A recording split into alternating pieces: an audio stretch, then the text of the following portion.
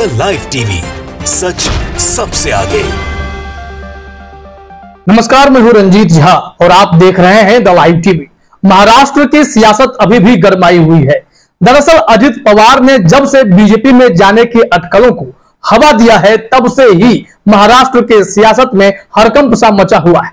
शिंदे को एक और यह टेंशन हो गई है, क्या बीजेपी उन्हें दरकिनार करने वाली है? तो दूसरी तरफ एनसीपी खेमा में ही उथल पुथल मच गई है।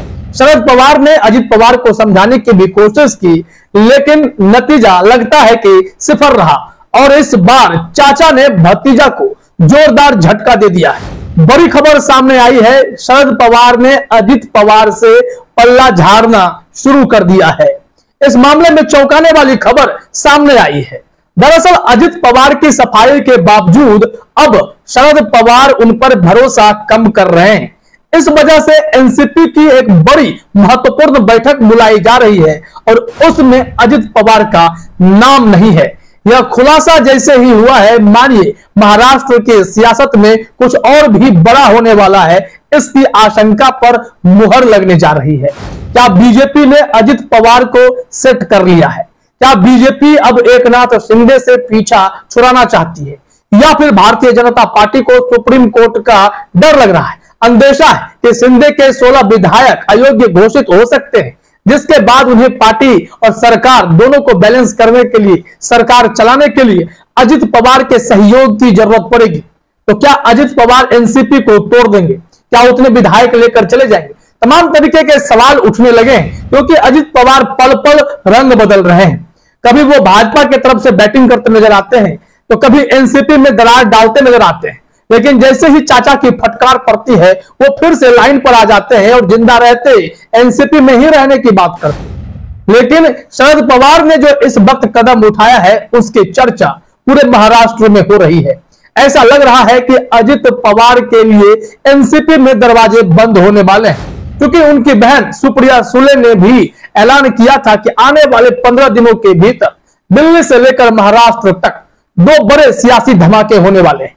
अब जो यह धमाका होगा, उसमें अजित पवार की क्या भूमिका है, या फिर दिल्ली में क्या बदलाव होने वाला है, इस सस्पेंस से उन्होंने पर्दा तो नहीं हटाया। लेकिन अजित पवार के सियासी मूवमेंट को देखने के बाद यह लगता है कि एनसीपी के भीतर कुछ बड़ी तोड़फोड़ की स्थिति है।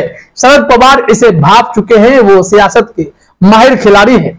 कब किस टाइम किसके साथ खड़ा होना है वो बेहतर जानते हैं।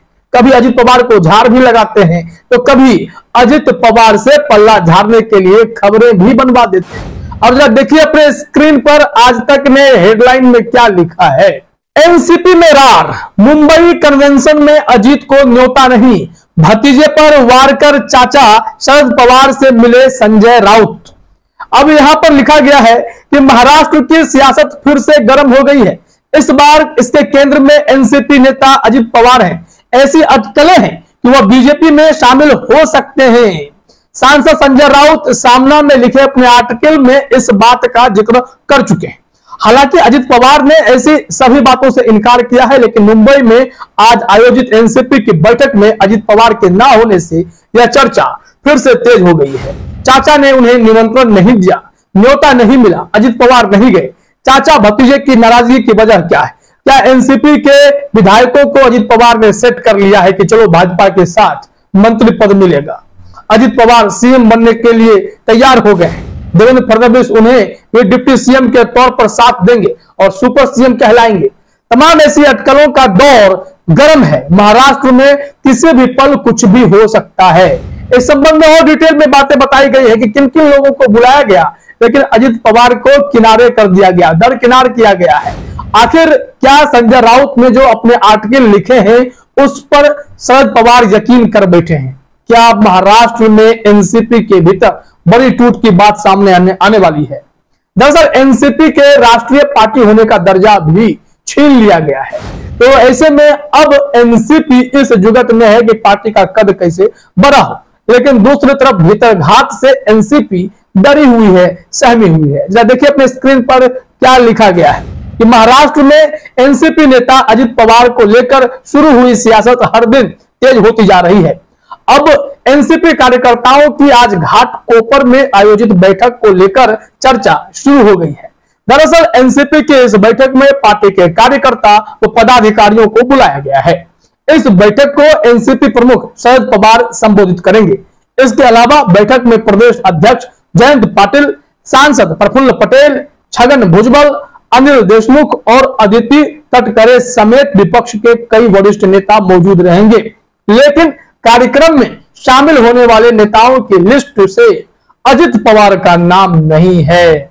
आखिर कारण क्या है? और इसी बात को लेकर इस लिस्ट को देखने के बाद ही यह अटकलें तेज हो गई हैं। क्या महाराष्ट्र में कुछ सियासी भूचाल आने वाला है? क्या बीजेपी ने अपने गेम में सफलता पा ली है? एकनाथ शिंदे अगर दरकिनार कर दिए जाएंगे तो फिर बीजेपी और एनसीपी के साथ सरकार बनेगी और उस एनसीपी का नेतृत्व करता अजित पवार होंगे, न कि शरद पवार। तो शरद पवार क्या बीच मझधार में फंस गए हैं और इस बार उन्हें भरोसा हो चला है कि अजित पवार कुछ ना कुछ करेंगे, क्योंकि अजित पवार ने यह कहा कि वो जीवित रहते एनसीपी में रहेंगे।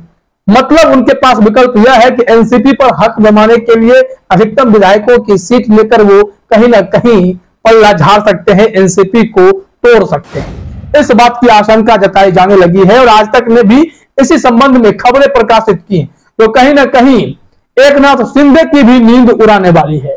शिंदे के कई विधायक तो इस बात का इंतजार ही करते रह गए कि उन्हें जब मंत्रिमंडल का विस्तार होगा तो मंत्रालय मिलेंगे। कई ऐसे विधायक थे और बीजेपी ने इन सब पर ऐसा आरोप लगा है विपक्ष के द्वारा कि हजारों करोड़ फूंक दिए और हजारों करोड़ फूकने के बाद भी एकनाथ शिंदे से खुद किनारा करने का प्लान बीजेपी ने क्यों बनाया? इसके पीछे तर्क यही दिया जाता है कि सुप्रीम कोर्ट में अभी फैसला आना बाकी है। अगर सुप्रीम कोर्ट से यह फैसला आ जाता है कि शिंदे के विधायक अयोग्य हैं, तो ऐसे में बीजेपी की जो सरकार वहां पर है वो अस्थिर हो जाएगी। उसे बैलेंस करने के लिए उन्हें विधायकों का साथ चाहिए होगा। तो अजित पवार एक ऐसे तुरुप के इक्के हैं जो पहले भी बीजेपी का साथ दे चुके हैं। उस वक्त तो वो डिप्टी सीएम पद पर ही खुश हो गए थे, फडणवीस के साथ मिलकर सरकार बना ली। महज एक दिन में सब कुछ खेल पलट गया था। तो ऐसे में अब देखिए अजित पवार के पास फिर से मौका आया है और वो बीजेपी के प्रति अपने झुकाव को दिखाने भी लगे, जिसके बाद चाचा उनसे भड़के हुए। हालांकि अजित पवार बार बार रंग बदलते हैं, तो ऐसे में यह तय मानिए कि कहीं ना कहीं महाराष्ट्र में कुछ बड़ा खेल होगा।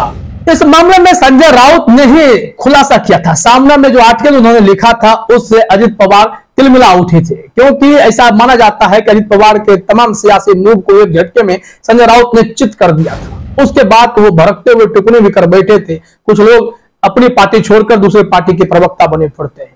संजय राउत ने ऐसा क्या कहा था उसे भी जानना समझना जरा जरूरी है। जरा देखिए अपने स्क्रीन पर, इसमें लिखा गया है कि इससे पहले भी राउत ने अजित पवार पर निशाना साधते हुए कहा था, अगर मैं सच बोलता हूं और कोई मुझे टारगेट करता है तो मैं पीछे हटने वाला नहीं हूं, सच बोलता रहूंगा, मैं किसी के बाप से नहीं डरता हूं। उन्होंने यह जवाब अजित पवार के उस बयान पर दिया था जिसमें उन्होंने कहा था कि कुछ लोग अपनी पार्टी के प्रवक्ता बनने के बजाय दूसरे पार्टी के प्रवक्ता बन गए। संजय राउत ने क्या कहा था वो जरा समझिए। संजय राउत ने इस मामले में आगे सामना में लिखा कि उसमें कुछ गलत नहीं था। अनिल देशमुख समेत अन्य एनसीपी नेताओं से पूछो कि उन पर दबाव है कि नहीं। एजेंसियों का प्रेशर बनाकर बीजेपी ऑपरेशन कर रही है। हमारे जैसे लोग इस पर जब बोलते हैं तो बीजेपी को गुस्सा आता है। अब जरा देख लीजिए, ये सारे खुलासे के बाद अजित पवार जब रंग बदलना चाहते थे, शरद पवार समझ तो गए और इस बार जब पार्टी की बैठक बुलाई तो फिर उन्होंने अजित पवार को दरकिनार कर दिया है, जिसको लेकर यह तय माना जा रहा है कि आने वाले कुछ दिनों में बीजेपी कोई बड़ा खेल खेलने वाली है और एनसीपी में अजित पवार तो फार करवाने वाले हैं। फिलहाल इस वीडियो में इतना ही। आप सभी का हमसे जुड़ने के लिए बहुत बहुत धन्यवाद। द लाइव टीवी, सच सबसे आगे।